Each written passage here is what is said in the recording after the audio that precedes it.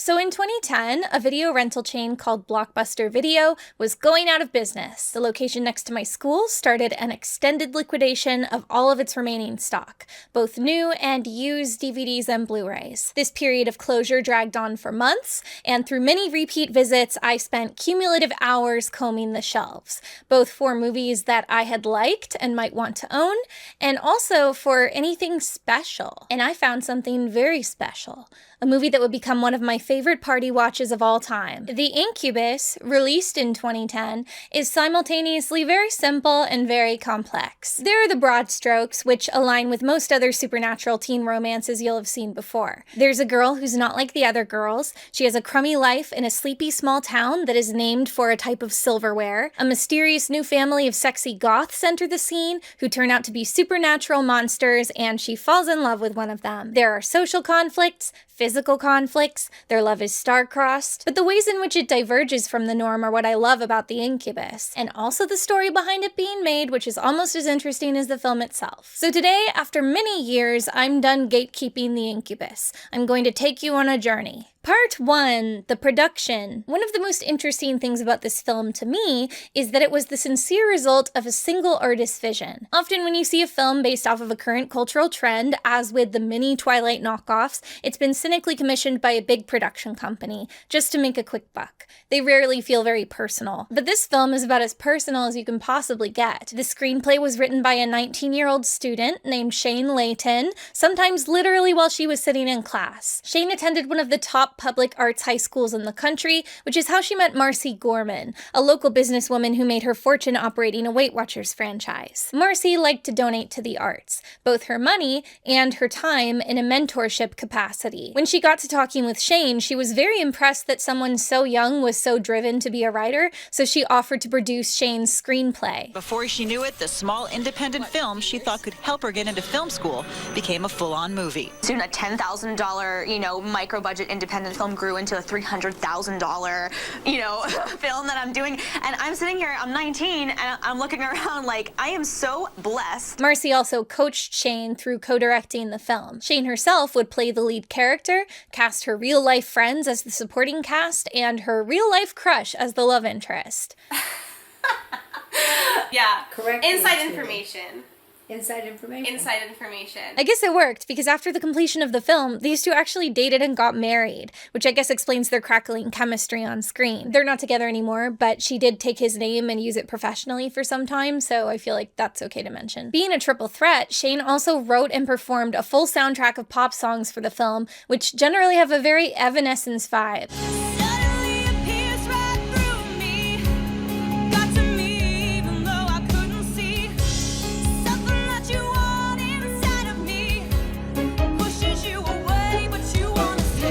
This was all clearly a labor of love because a lot of the songs are featured in the film very incidentally, some only playing quietly on a car radio in the background of a scene. Some of the songs are even duets with her best friend who plays the villain in the movie.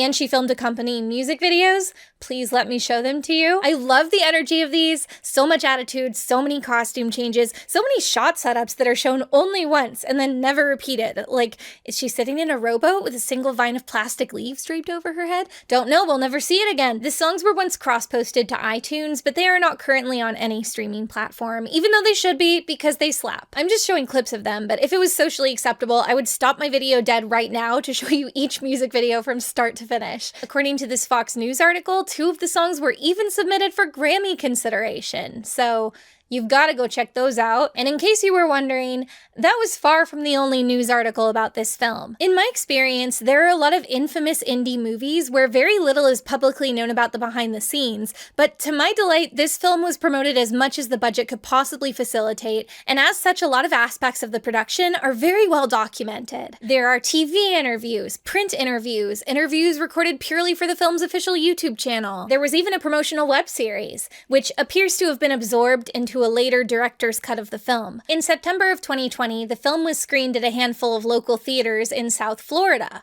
Over 15 theaters. There was an effort to encourage fans to request the film at their own local theaters, even hosting iPad giveaways as an incentive on the Facebook fan page for the film, but it appears this campaign was unsuccessful, and instead the film was ultimately distributed to Amazon Prime Video for streaming. Perhaps more ambitiously, they also printed a limited run of physical DVDs, which they then distributed to video rental chains like Blockbuster, where the Incubus could then be found on shelves next to real Hollywood films. Unfortunately, later that same year, Blockbuster declared bankruptcy. Locations began to shutter and had big $1 DVD closeout sales, at which point the film was purchased by me. Today, the film is still in circulation and seemingly still turning some kind of profit for the producers. The DVDs are pretty easy to come by, and it appears sporadically on different streaming sites like Tubi, Prime Video, and even YouTube. I'll put a link to the current streaming host in the video description. If you wouldn't like spoilers, I would definitely encourage you to go watch the movie before we proceed, but oh, I can see behind your eyes that you're still not convinced. That's okay, we'll move on. Part 2, the characters. I really want to tell you the story of this movie now, but if I tried to do that, I would be constantly interrupting myself every time any new kooky character came up. So let's do some character bios. Oh, also I have to give you guys a content warning now because we're about to get into the plot of the film. As we all know, YouTube penalizes videos that use certain words, even words that are appropriate clinical words for serious topics. But I believe I've selected some alternative phrases that will honor the severity of the subject matter and the dignity of the characters. Content warning for self-life taking and family punching. Okay, let's meet the characters. Marnie Rose. This is our main character. Marnie lives with her evil, abusive uncle after both of her parents died mysteriously years ago. She's introspective and an outcast at school. Just like the writer Shane, Marnie wants to be a writer, and when we meet her, she's in college studying journalism. Raphael, Marnie's love interest. He is one of a squad of incubuses who have come to devour the town. František Mach, the actor who plays Raphael, is from the Czech Republic. Interviews around this film suggest that prior to the Incubus, he had some experience modeling, but not much acting. So, the combination of his flat tone, long hair, and strong accent lends a very Tommy Wiseau quality to the performance. What about the human man? Raphael. If she comes back, he'll hurt her. Johnny Johnson. That's not a joke. That's his name. He's Marnie's best friend. He looks like he's in an emo band, and he delivers all of his dialogue very strangely. I'm really glad you guys are gonna be there tonight.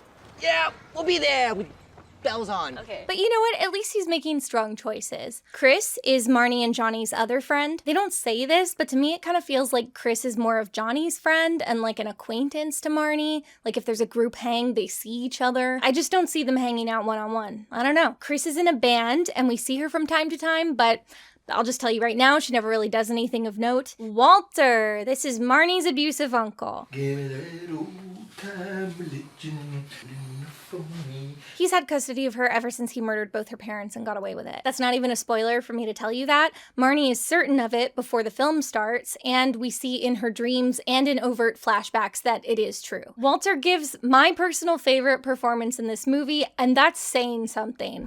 Praise the Lord. Praise the Lord! He's a Southern Baptist preacher, I guess, so he delivers all of his lines in this foghorn leghorn accent. Why, it's 9:05, girl. Don't you think you best be getting on your way?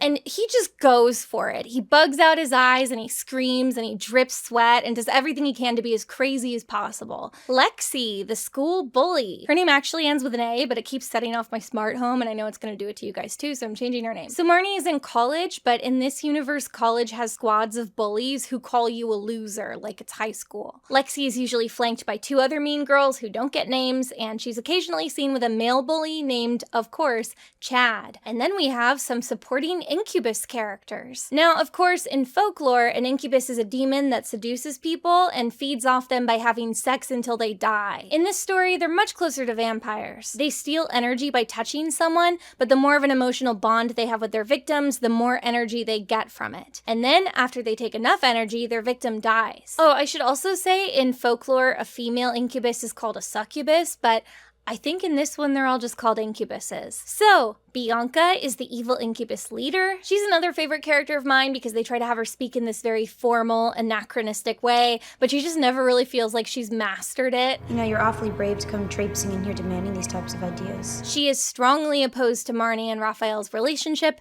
seemingly because of her own love or lust for Raphael. And then we have the supporting incubuses, Michael and Olivia, who are so important that I had to consult IMDb to figure out their names. I kind of feel like they're only here because in Twilight, Edward had vampire siblings. So like Michael is Jasper and Olivia is Rosalie, if that means anything to you. Anyway, they're just kind of here. I guess they're like the chill ones in the Incubus friend group who don't participate in any drama. And that's everybody that matters, and arguably some that don't. And now that you've seen a little footage from the movie, I think there's another elephant in the room that I need to address. Part 3, the fashion. Shane Layton said in an interview that her mom was in charge of the costumes for the movie, and I just want to ask, where is this woman's Oscar? This movie has some of the best costumes I've ever seen put to film. Like, the first characters to appear on screen are the family of incubuses, walking on foot into town. And you've got the leader Bianca wearing a fascinator with a black mesh veil and red velvet gladiator cape, the others wearing insane metallic patterned nightclub attire, and Raphael finishing his off with a gigantic cross medallion. All of their outfits are comprised of like 27 different parts, and then for each of their on-screen appearances, they've changed into an entirely new and equally complex outfit, no matter how short the scene. Sometimes you'll be watching a scene, there will be a cut implying it's later in the same day, and everyone will still be in a totally new outfit. We've got gaudy costume jewelry, we've got capes, we've got leather and fishnets and fur and superfluous belts. Every time Bianca appears, she's in a new insane head ornament. And you're probably thinking, ding ding ding, plot hole, if these monsters have arrived to prey on the townsfolk, shouldn't they be trying to blend in? And then you meet Marnie, our protagonist, who's meant to be an ordinary college girl, and you realize, oh wait, she also dresses like that. I guess people just dress like that in this universe. She's got a giant white ruffled collar, layered under a top that already has its own ruffled collar, layered under a military jacket, and a gold statement necklace layered between the two ruffled collars for good measure. There's so much going on here. There's 3 shirts for every outfit. There's the questionable filmmaking decision to put a big distracting face on the torso of your leading lady. The ruffled collars, ruffled sleeves, 1 million pearl necklaces. Every time a character enters a new scene in a crazy new outfit, I spend half a beat expecting the other character to turn around and be like, what are you wearing? Obviously for this video, I'm like, I'm gonna recreate these outfits. But when I tell you, I started saving screenshots and looking for individual pieces, and I was suddenly like, how do you find this stuff? How do you find any of this? Almost every piece on screen has some weird detail that makes it impossible to source. Like you see a jacket and you're like, okay, button-up jacket that looks like sweatshirt material and it's light blue and yellow tie-dye. Kind of out there, but I can find something similar. And then in a later scene, it's revealed that it has this affliction-style scratchy pattern all over the vest part, and you're like, I don't know. I don't know anymore. I can't even imagine what store they were sourcing this stuff from in the 2010s. Maybe it's a Florida thing. But I also feel like it's going to be one of those memes where it's like steal her look and then the outfit adds up to like $15,000. I really love this because I'm firmly of the belief that if vampires and other supernatural monsters were real, they probably would dress very stupidly. They'd probably all be weird goths. In their immortal lifespans, they would have accumulated way too many eccentric pieces, and they probably would not keep up with modern trends. I fully buy that if vampires rolled into your town, you would immediately say to yourself, who are those weirdos and why are they dressed like that? And they would live in a house that looks like this, and they would decorate it just like this. I even like the way the makeup and lighting isn't professional. Like everybody in the movie just looks like normal people. It makes the whole thing so charmingly real. So you can look forward to that. You're going to be seeing these looks the whole video as I tell you what happened to these guys. Part 4. The story. Our tale is set in the small town of Spoon River. We are never told what state it's in, but we are told often that it's a small, boring town where nothing ever happens. It's very visibly shot in an affluent suburb in Florida, but obviously we're meant to suspend our disbelief. We see one sequence with a farmer, so I imagine it's meant to be a rural state in the middle of the country. On the other hand, Spoon River is also home to Spoon River University, and it also has a beach and a boardwalk, so the setting is a little mysterious. On a clear, sunny day, these 4 incredibly cool goths walk into town on foot from God knows where. They bust into the fanciest McMansion they can find and murder the owners so they can set up residence in Spoon River. You have a lovely home. We'll take it. Meanwhile, our protagonist, Marnie, is heading off to school with her best friend, Johnny. Yo, did you finish your thesis? Yeah, one sleepless night and 12 cups of coffee later. Booyah. Definitely finished mine, like, weeks ago. Johnny gives the second most eccentric performance in this film. New neighbors, that hasn't happened in like, what, 50 years? Something like that. Spoon River College has a student body of about 8 kids, and it also gives us our first appearance of the bullies. Well, well, well. Look at what the bat dragged in. Wednesday Addams and her trusty little sidekick. Emo band boy. Their insults range from broad Disney Channel style insults Twerp. to monstrously cruel taunts about Marnie's dead parents. It's okay though, Marnie. We all understand the mental breakdown you went through when Mommy and Daddy died. To outright geek shoving. Watch out, gang. At one point, the bullies TP Marnie's house, and then the next day they actually bring toilet paper to school with them in their backpacks so they can hold it up in front of Marnie and be like, hey, that was us. Which I love. They are surprisingly dedicated bullies. Marnie and her small circle of friends, despite being social outcasts, are scrappy. They don't take this lying down. Okay, wow, bitch. We've all graduated high school already, so I think it's time for you to do the same thing. Johnny in particular has this running theme where he runs around yelling at people that they're fat. Mammoth. Large kid, fat ass! Or he just sexually harasses them. That lovable scamp. You skanks. You wanna play dirty, huh? Why don't you go find a mud pit to wrestle in? That night, Marnie and Johnny go to a bar to support their friend Chris, whose band is playing there. Hello, Spoon River! Yeah! You can tell this movie is directed by a 19-year-old who's never been to a club because it's lit and styled like a quiet lounge. It doesn't look like the kind of place you'd see a garage band perform, but also they have exactly one goth go-go dancer on one of the tables. It's at this club that Marnie and the mysterious new boy have their first encounter.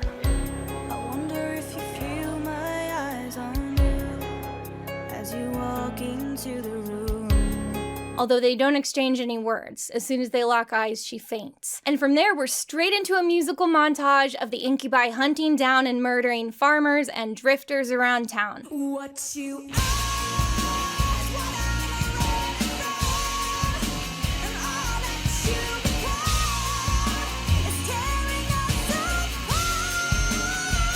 They do this in broad daylight because it's easier to film it that way. I really want to know if this one guy's sleeves are supposed to read to us as real tattoos. I also question the editor's choice to periodically cut to dramatic shots of this overheating sheep.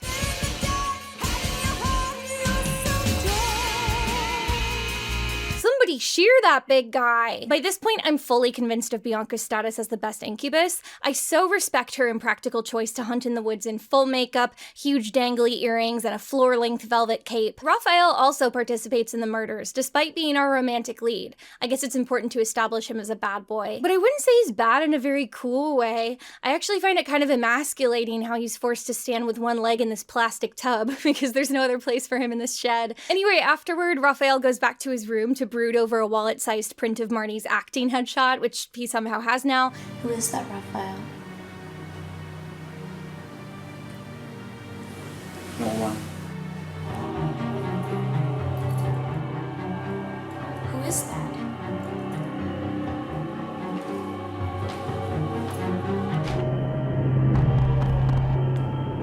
I asked you a question. I answered your question. So clearly they both made an impression on each other at the club. Back at Marnie's house, Walter is concerned about his reputation and furious that she caused a scene by fainting in the bar. Do that in public again. I don't really know who told him or why. People have to talk, Marnie. What they gonna think? You keep dropping dead like that. He slaps her and aggressively tussles her hair. Of course, when Johnny picks her up for school, he notices her extremely red slap mark and urges her to move in with him, but she doesn't go for it. Mom loves you. I think more than she loves me. That's sweet. But it doesn't make any sense because Walter would still live in this neighborhood. You know, he'd still be in town. And he'd be living in my parents' house. That's my parents' house.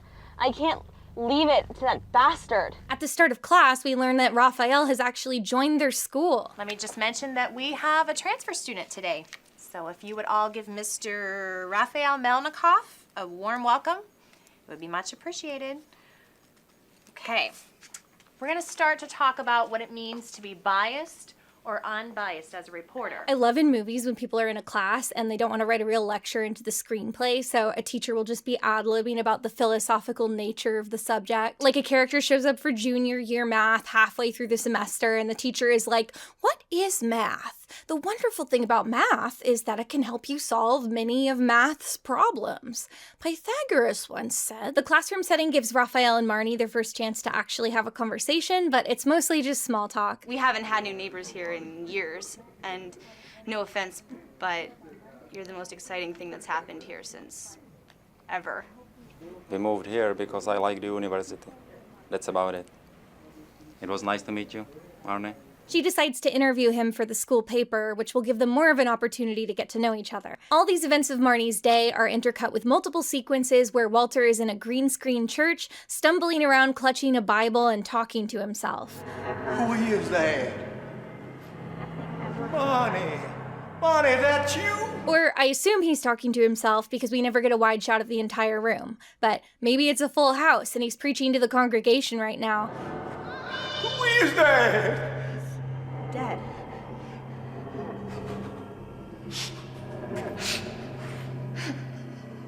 This is why I love a Sunday morning. We never know what we're gonna get. We're shown through Walter's guilt flashbacks that he did in fact murder Marnie's parents to get the family inheritance. Now, don't you worry.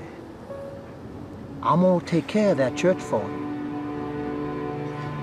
And I'm gonna look out for Marnie, too.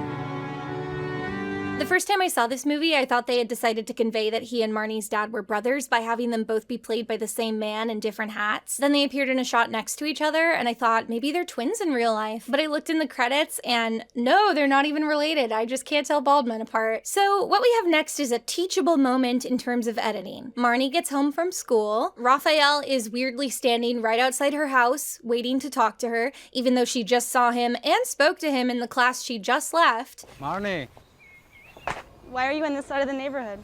I need to get to know the area, right? Yeah, right. Then they're interrupted by Walter. Marnie Rose! What did I tell you about coming home late, girl?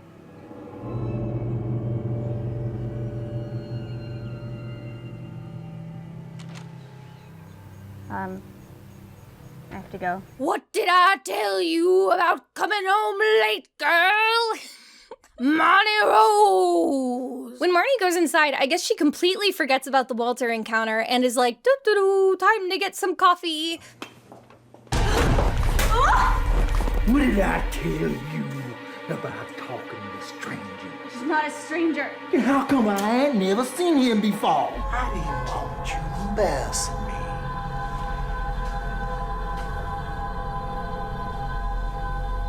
Not like you embarrassed your mama. Marnie? Marnie, come here. Let me see you. That's why she killed herself.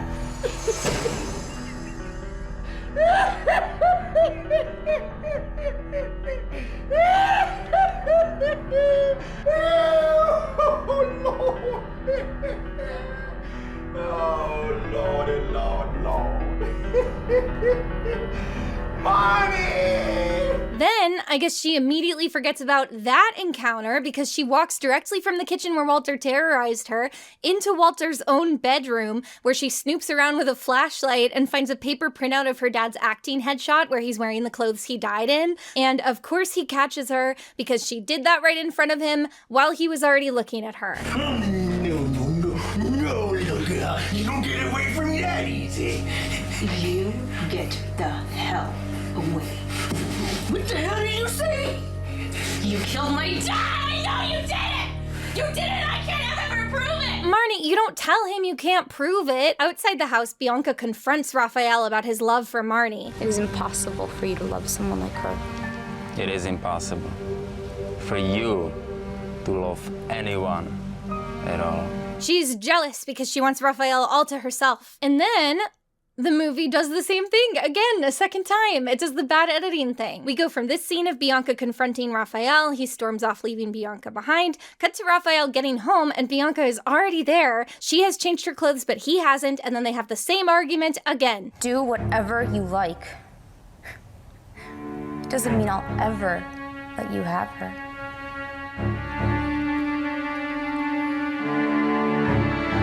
I suspect some of these redundancies are probably the result of the aforementioned webisodes that were later absorbed into a director's cut of the film. I'm just assuming the home video version of the film is the director's cut, so maybe extra scenes were slotted in even where it didn't make much sense or have much of a point. It's not a perfect excuse because nobody made them do that, and it's an even worse excuse when they have a trio of consecutive redundant scenes, meaning that even the theatrical cut must have been occasionally redundant, but it's at least a possible explanation. Now we're headed back to Marnie's house. She is still distraught after her confrontation with Walter, and she has brought a weapon into her bath with her. She is contemplating hurting herself.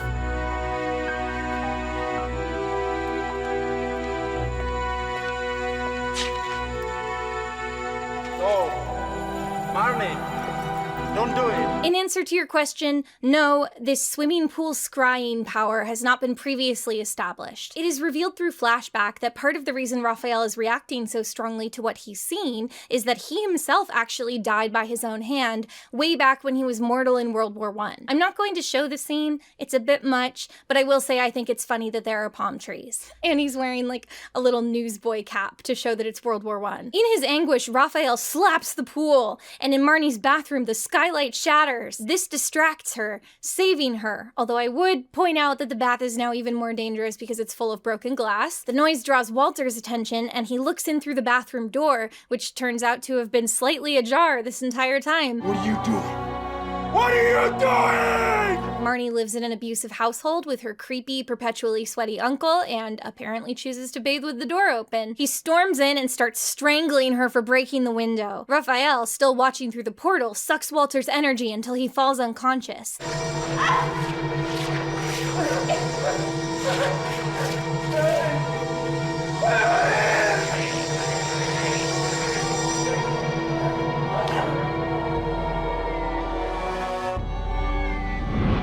Stupid. After this frightening encounter, Marnie flees to Johnny's house. We learn that off-screen, Marnie or somebody else has called the authorities and finally reported the abuse. Fortunately, the authorities believed her and took Walter to jail. Hey, Chad, did you hear what happened with Marnie's uncle over the weekend? Yeah, I heard. Do you think it's true? I do.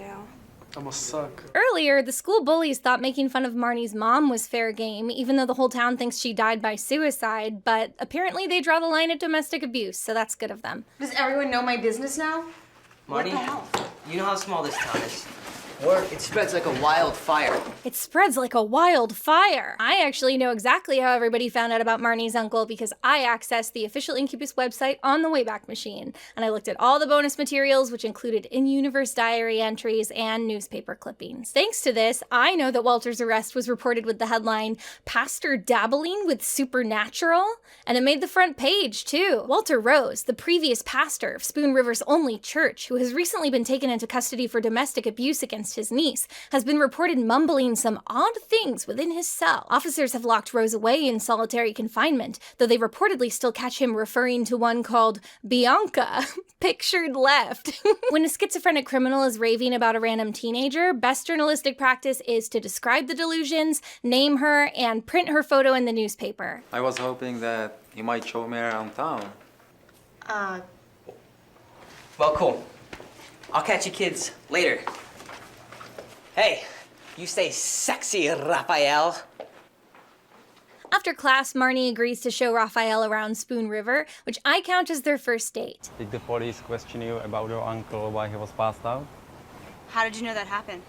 Forget it. Oh boy, that was an incredibly specific thing to let slip, Raphael. Did Johnny tell you? I don't talk to Johnny. And that's essentially all Marnie needed to figure out that Raphael is a supernatural monster. Wait. Wow. It's you. Marnie, I want to... Can we see what would happen if I just...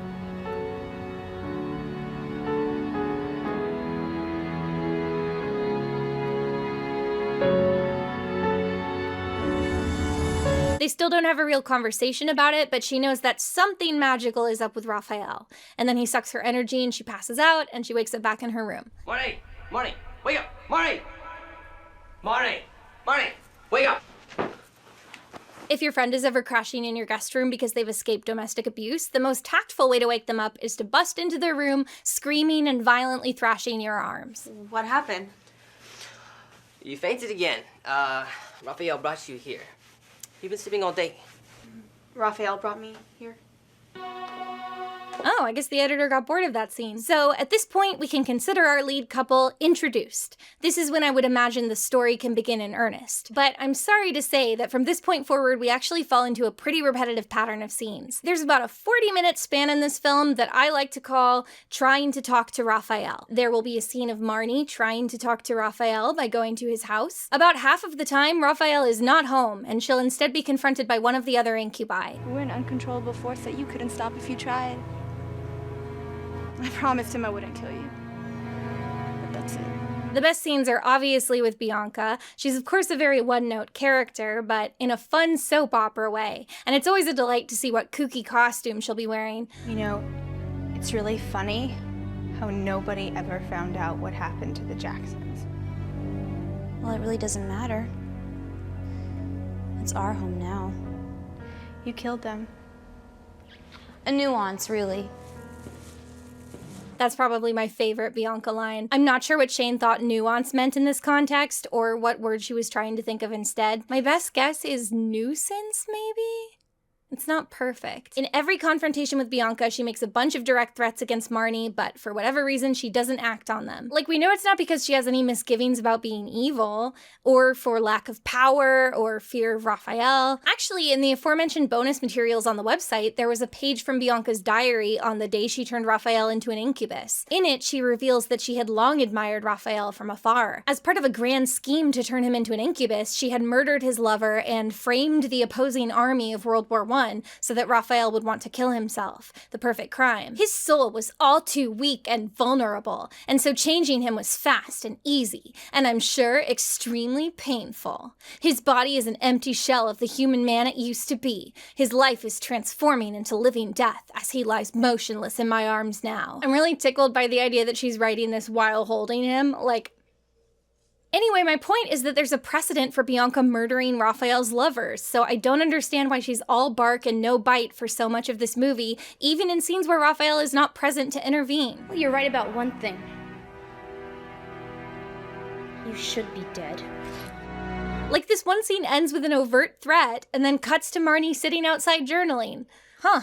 I guess Marnie just walks out of the house after that exchange, unharmed. As much as I appreciate all the scenes between Marnie and the supporting incubuses, I can't help but feel that it softens their effectiveness as villains. It makes them seem as toothless as the bullies that say mean things to Marnie in her college class. Besides, the more scenes there are of Marnie coming to Raphael's house, encountering them, and being threatened, the more it starts to feel ridiculous that she goes there at all. There's a reason more movies don't have a lot of scenes of characters trying to call on each other and failing, because they start to seem a little inept.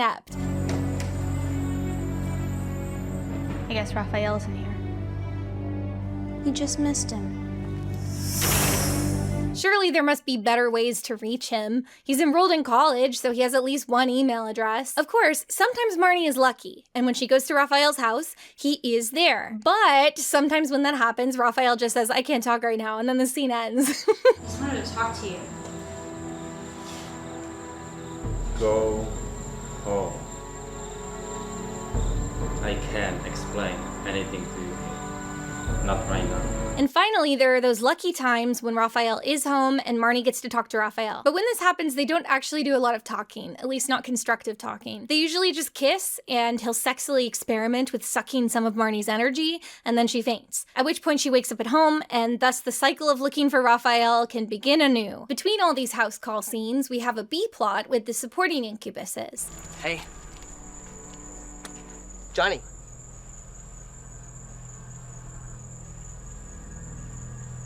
Olivia. They've wormed their way into Marnie's social circle, and they're hanging out with her friends in her absence. Michael feeds off Chris, and she gets progressively weaker. You okay? Yeah. I didn't have my coffee this morning. I mean, must be going through withdrawals or something. Must be it. Olivia initially taunts Marnie that she's going to feed off Johnny. I've grown a little attached to your friend Johnny. But over the course of the film, she never actually follows through on that. She barely interacts with him except in group settings, and like, I get it. That's not even a plot hole. She just wasn't feeling it. Does anyone know what time it is? It's not let Johnny play his song. 6:30. But the other kids aren't so fortunate. We see in a classroom scene that the school bullies have apparently been fed from off screen. The whole squad is identically spooky and pale. Do you notice anything different about Lexa and her gang? Then, just afterward, Marnie and Johnny find their car crashed on the side of the road, possibly as a result of one of them passing out or dying behind the wheel. Yeah, the car crashed at Spoon River campus, man. Check the post again. No, there's nothing, Johnny, I'm telling you. No. The 911 operator is like, sounds serious. Please attempt life-saving measures, such as gently bobbling their heads back and forth and saying, don't do this. Spoon River campus, man. Don't do this. Come on. A blue Volkswagen, Come on, you man. guys. Our buddies, they got... Come on, don't do no, this. There's no pulse. There's no pulse on either of them. Chad, come on, come on. We'll send police, not the paramedics. Their friend Chris is having an equally rough time of it. At band practice, she stumbles around like she's getting her sea legs and then she collapses. Fortunately, she lands in the recovery position. Hey, go on her back. Go on her back. Call the police, all right, please? And then Johnny's like, quick, we gotta get this girl flat on her back and call the police, not the paramedics. She's not breathing. And the 911 operator is like, do not attempt CPR. Instead, pantomime a looping animation of distress. With Chris taken to the hospital, Johnny berates Marnie for not being more present in her friends' lives. Chris is in the hospital now. They say she's exhausted, anemic, dehydrated. And where have you been? Why haven't you answered your damn phone? You've been acting weird for days.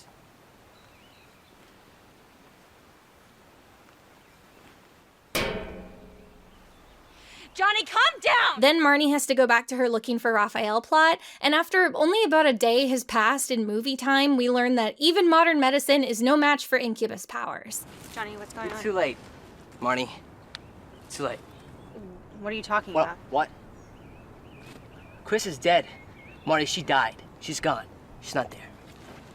And you weren't there. Can we just talk about how much Johnny sucks? I accept that Johnny is grieving and clearly lashing out, but also he knows full well how much crazy stuff has been happening to Marnie this week. It feels like this scene was written with the idea that, from Johnny's perspective, Marnie blew her friends off for a couple weeks because she got a new boyfriend. But in the movie we got, Johnny knows full well that she just fled her own house because her abusive uncle tried to kill her and is now in jail. Johnny, I think you can cut her a little slack if she doesn't immediately answer your unhelpfully cryptic text. She was asking for you up until the last minute and you weren't there. Oh, no she wasn't, Johnny. Chris, my acquaintance who I have never hung out with one-on-one, was not asking for me on her deathbed. Either you are just being mean and trying to make me feel bad, or Chris was, with her dying breaths. And you both suck for that, and I'm glad I didn't go. Sorry, that's not what Marnie says. She has a very opposite reaction. No, let me go! I have to see her! You weren't there, okay? You're wrong. You were wrong. You're not... I want to see her!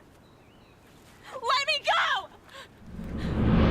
This fight is what makes all hell break loose. Hey, you! Hey! Johnny, stop Shut up! this! Johnny, stop it! Shut up! Ever since you got here, Rafi... Johnny, stop it! Stop it! You know, I'm not a fan of Johnny, but I have to hand it to him. I do respect that when Raphael lets out a shotgun blast of wizard magic, Johnny's first instinct is to double down and try to punch him.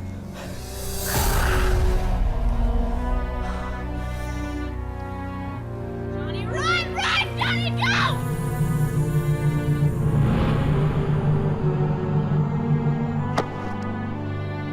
There's a lot to unpack here. Marnie shouts in terror for Johnny to run, which seems insane. Raphael is essentially her boyfriend. You'd think Marnie would just say, cool it, you guys, or maybe post Johnny tossing, okay, Raphael, you've had your fun, break it up. Instead, she doesn't even address her boyfriend and just tells Johnny to run, as if Raphael is a tornado, a killing force that cannot be reasoned with. But then, the next twist, Marnie was right to react this way, actually. Raphael clenches his jaw and wordlessly chases Johnny down and starts immediately trying to kill him.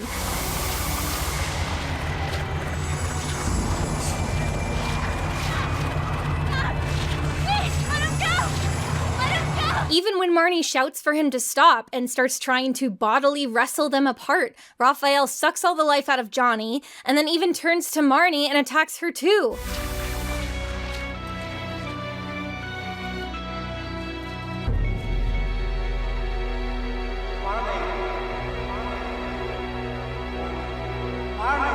I'm reeling from these developments, but as always happens when Marnie faints, the scene just ends there. Meanwhile, the evil Bianca is spinning her crystal cube as fast as she can and using her incubus magic to speak backwards to Walter, where he's locked in his padded cell.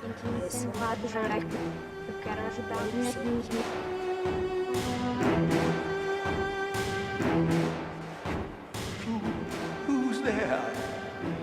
Who's there? Then she uses her incubus long-distance door opening powers to set him free. I wanna go home. I wanna go home.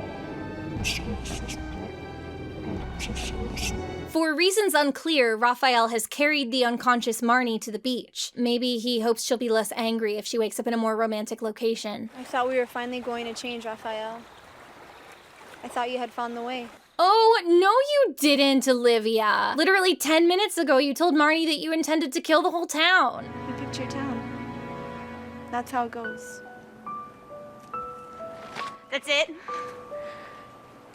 Great. And now as soon as Raphael messes up, she's like, not cool, Raphael. I was really planning to turn over a new leaf. You're such a liar. It was an accident, Olivia. He found out about us. I just clung to him. All the friends in this movie just want to rub your nose in your mistakes. What happened? Nothing. Nothing happened. We are safe now. We are together. That's right. Walter has escaped the mental institution, God knows how far away, and now has walked here, but then waded into the sea under the boardwalk, expertly anticipating exactly where Raphael would carry Marnie so that he could dramatically wade back out. And his shirt is, like, torn in a really cool way. I guess sharks did that. Or maybe a bed of purple sea urchins. So soon, girl. No! Girl. It was extremely gallant of Raphael to shove Marnie away from him like a distraction just before Bianca threw that force field up. Let me tell you something. Your father couldn't get away from me. And neither can you. I'm not even sure what Walter means by that. I don't think Marnie's father ever tried to get away from him. He just kind of sat there trustingly until Walter shot him. Anyway, Walter drags Marnie into the water. I don't really know what his goal is.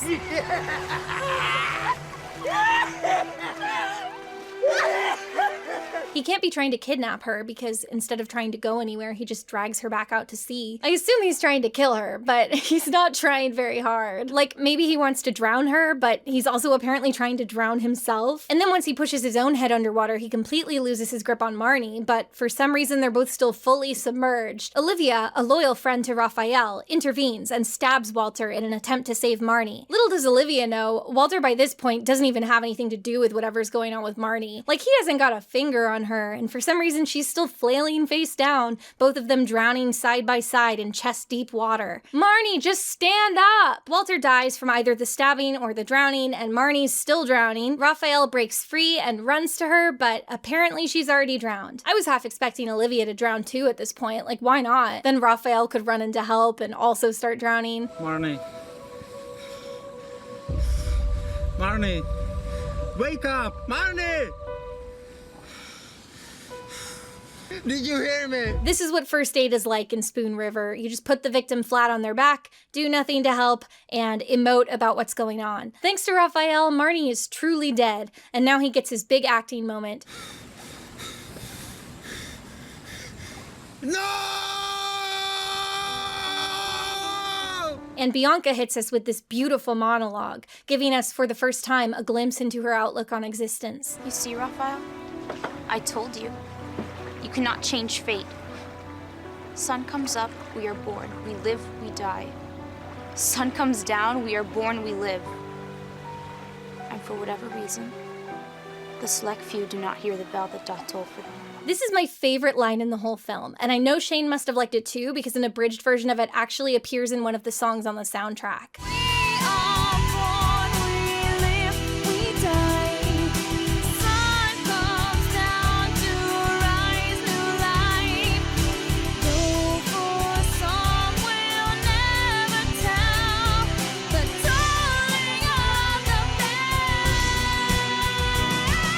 Raphael delivers a heartbreaking soliloquy. If the living must die, then let them all become ashes. But if the dead continue to live, then I will wait here until she returns to me. And And then he spits energy into Marnie's mouth, reviving her. And roll credits.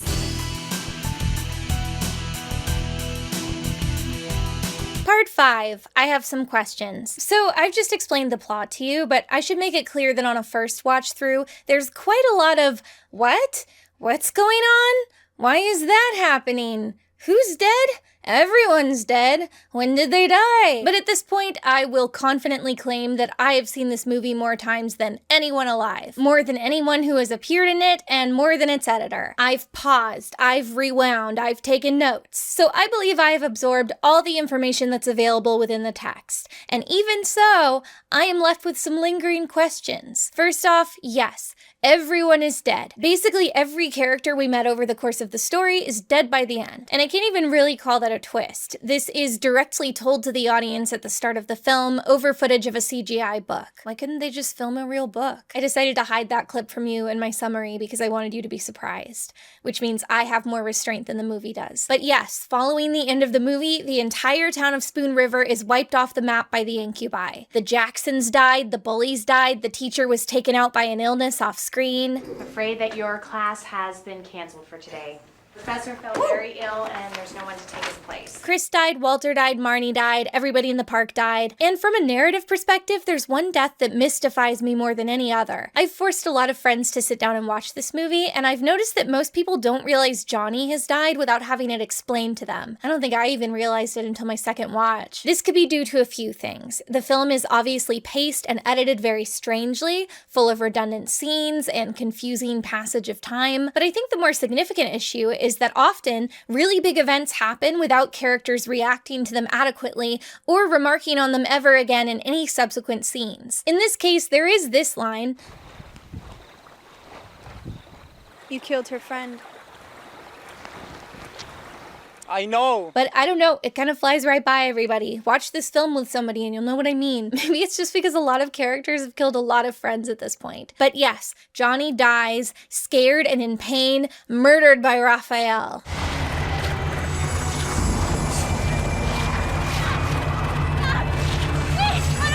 Marnie sees the whole thing happen, but we never see Marnie process this. As it's happening, she grabs Raphael's arm, and then the contact causes her to faint. One of many times Marnie faints in order to initiate a scene transition. So I can't help but point out, Marnie could have fainted and woken up in the final scene without Johnny first having to die, and it wouldn't have made any narrative difference. In my opinion, the fact that Raphael killed Johnny is shocking, and his choice not to be honest with Marnie about it after she wakes up cements him, in my eyes, as a villain. What happened? Nothing. Nothing happened. We are safe now. But I don't feel that any effort is made to grapple with this in the 5-ish minutes remaining runtime that fall after it. And so, as a narrative choice, it's very confusing to me. Why did Johnny have to die? Is it because Shane wanted the town to be doomed at the end of the story anyway, so she just felt obligated to kill all named characters before she could wrap up the movie? Is it to make the ending happier, so Marnie doesn't have to leave anything behind when she embarks on her new life as an incubus? Is it just because Johnny sucks and viewers will want to watch him die? Was the purpose of this scene to reward the audience for making it to the end of the film? Maybe that is why. Actually, for fans of Johnny dying, there are technically 2 Johnny death scenes in this film. I didn't mention it in my summary because it's not important to the plot, but there's a fake out where Marnie has a nightmare about Walter killing Johnny. Walter! Okay, I don't want Listen, I don't want to die, okay, Walter? Please? It's too late for that, Johnny boy. It's a good scene, so I'm glad I at least got to show it to you now. My next question is, why wasn't this story set in high school? We have Marnie living with her evil, abusive uncle, and I understand that he got custody after her parents died. There are a lot of plausible reasons a minor or an adult wouldn't report abuse. Shame, loyalty to their abuser, fear of not being believed, fear of the unknown, fear of being relocated far away from everyone they know. But for Marnie specifically, and Walter specifically, it just doesn't really feel like the situation fully checks out. Walter is pure evil, a cartoon villain who Marnie believes has murdered her parents, so her feelings for him are very uncomplicated. She has supportive friends in whom she has already confided about the abuse. She has a standing offer of a place to live indefinitely, rent-free, that's still in the same town. What if you move in with me? Mom loves you. I want you to stay in Johnny's sister's old room okay? She also seems financially secure enough to afford college, as well as an extensive and elaborate wardrobe. She tries to give us some excuse. That's my parents' house. I can't leave it to that bastard. I don't really understand this either. If Marnie's a legal adult, hasn't she inherited her parents' assets at this point? Maybe her parents just loved Walter more. I guess he's really charming. Oh, Lordy, Lord, Lord. We later see that when she does report the abuse, Walter is immediately jailed and the house defaults to her anyway, which I guess sets a positive example for viewers, but it does make the central drama of the first third of the movie seem a little pointless in hindsight. The school stuff makes even less sense. It's all the same kids in every single class. Is every kid in this town just majoring in journalism like Marnie is? And don't try to tell me these are gen ed classes, it's journalism class. It's not the beginning of a semester, and at one point they talk about how it's time to hand in their thesis papers. Well, everybody knows what today is. It is the day that your thesis papers are due. So that also makes it really weird when Raphael joins their class. Spoon River is characterized as a tiny, middle-of-nowhere town, so remote that we are told in the text that nobody has moved there in years. New neighbors, it hasn't happened in like, what, 50 years? We haven't had new neighbors here in years, and no offense, but you're the most exciting thing that's happened here since ever. So remote that we're meant to believe the town can suffer an extinction-level incubus attack without anyone noticing. I'm going to assume that if they have any college in a town so small, it's going to be a very modest community college, but they do call it a university. We moved here because I like the university.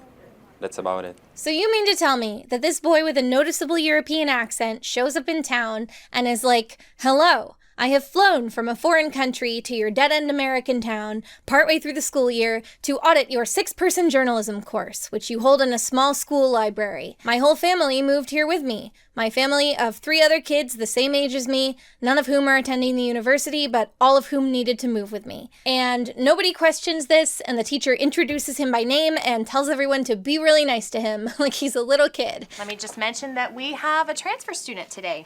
So if you would all give Mr. Raphael Melnikoff a warm welcome, it would be much appreciated. If it was a high school, it would still be a little unusual for someone to move from another continent to this small town, but it's not really strange for anyone to join a high school at any time of the year, because if your family moves there and you're a kid, you have to go to high school somewhere, so no one would bat an eye. Oh wait, they're not vampires. But if you're an adult randomly showing up at a college, people may be forced to ask themselves things like, why did you choose to come here? For what purpose? And for that matter, for what actual purpose? If you're a teenage vampire trying to blend in Forks, Washington, you go to high school to try to convince people that you're an ordinary teen, with mixed results. If you're an adult, this is wholly unnecessary because you can simply not go to school, a normal thing for adults not to do. Perhaps we could say the incubi are trying to form bonds with the townspeople, so their energy sucking will be more fulfilling.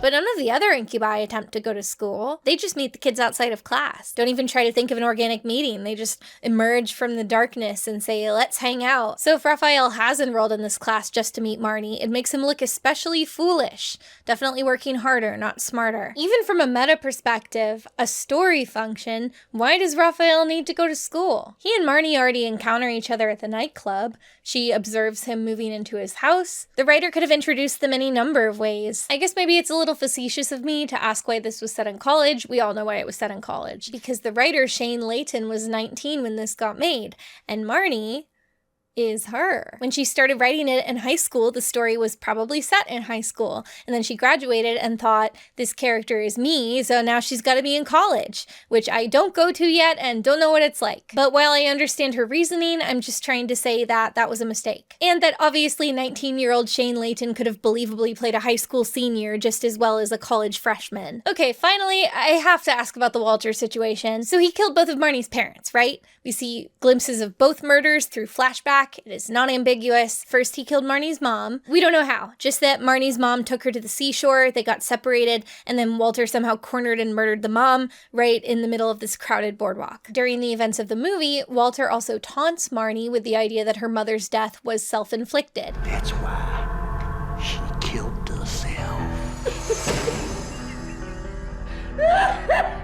So I guess whatever he did to her, he made it look like that was a possibility. What, did he hang her off the pier like a pirate? Then, on a separate occasion, after the death of Marnie's mother, Walter decided to also murder his brother, Marnie's father, on a fishing trip. Considering he was never implicated in the death, you're probably imagining a scenario where they go to a remote pond.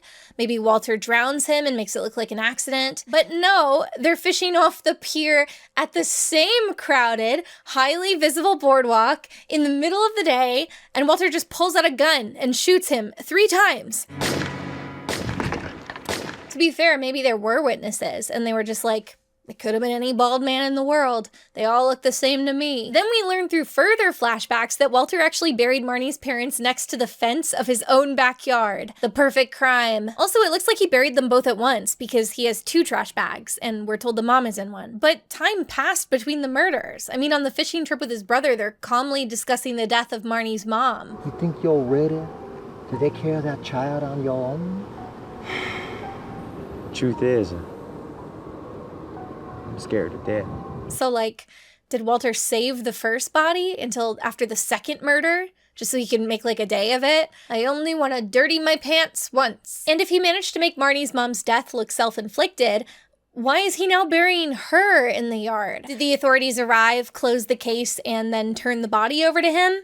And he's like, the least suspicious way to deal with this is to bury it in a garbage bag in my yard on a sunny afternoon next to the body of my other murder victim while cackling loudly about what I've done. Another standout in this flashback is Walter jeeringly taking the necklace off Marnie's mom's corpse to give to Marnie.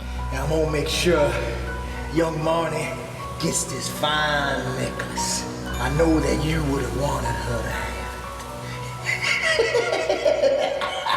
I think the writer felt like she needed this scene to explain how Marnie would have her dead mom's necklace, but like, it's plausible she wasn't wearing it at the moment she died, and Marnie could have just gotten it out of her room, or that it could have been taken off her body by a coroner and then given to her daughter. It's very strange that Walter did this, like, because he thought it'd be funny, while in the process of covering up 2 murders he committed. We're told that his motive for the murders was the family inheritance. And I don't think Daddy meant to leave you his entire inheritance and the entire estate. And I guess he's the preacher because the church was part of the inheritance. I'm gonna take care of that church for you. And I'm gonna look out for Marnie too. The idea that you inherit the physical church and thus get to be the town preacher feels very Jane Austen. I feel like that's not how things really work today. But I guess I don't own any churches, so what do I know? And no, I don't know why Walter wanted the church. We do see him kiss his cross, which suggests we're meant to believe he actually is passionate about his faith.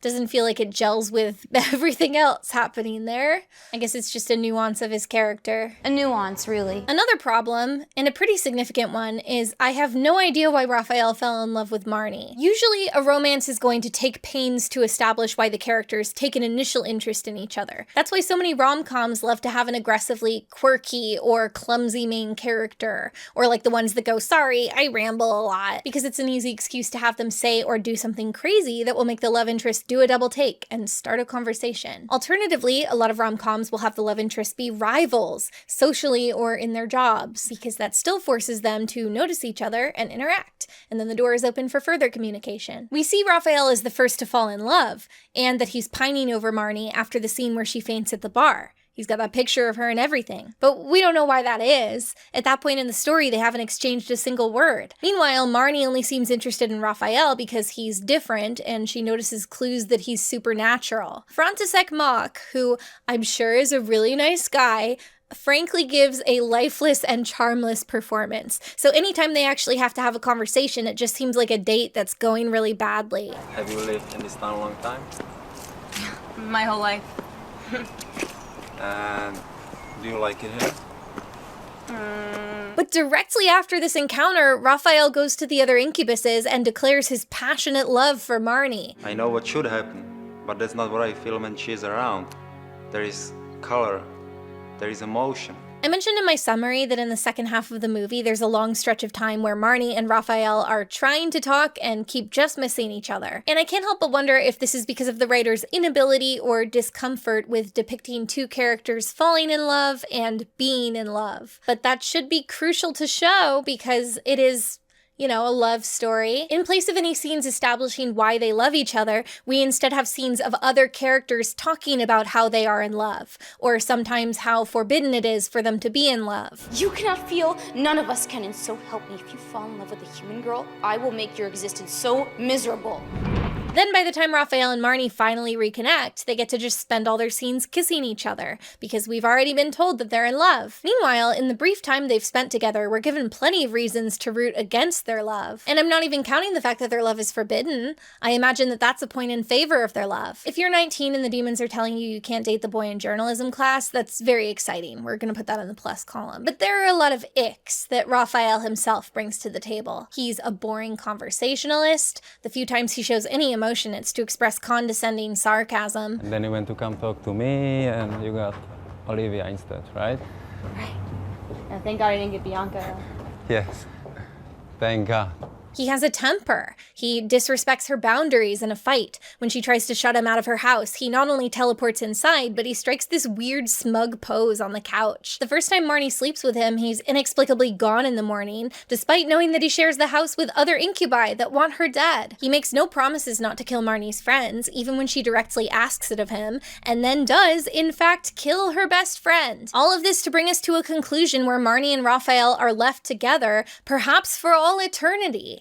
And I think all of that is a problem. Finally, the last plot hole I'd like to address is in the prologue of the film. They have this text that appears on screen. On November 1st, the entire town of Spoon River disappeared. This is notable because it means all the events of the movie take place in the last couple weeks of October, with the climax falling on Halloween. This is a glaring issue for me, because nobody ever mentions Halloween. There aren't any pumpkins out on the porch, the Monster Mash is never playing on the radio, even the nightclub wasn't decorated at all. No orange and black streamers or plastic skeletons. The only character who is arguably festive for the upcoming holiday is Bianca, if we run on the assumption that she dresses completely normally the rest of the year. Given the timing of the film, I would just expect characters to bring it up now and then, if only to ask about each other's Halloween plans, especially when our main cast are a bunch of goths. Or when Chris died, I would expect Marnie to say something like, how will this affect our group costume? She was to be the Dr. Dillamond in our Wicked group, and without her we'll completely lack context. The preps may just assume we're doing the Wizard of Oz. It sounds like a small thing, but it's the lack of details like this that can totally take the audience out of a story.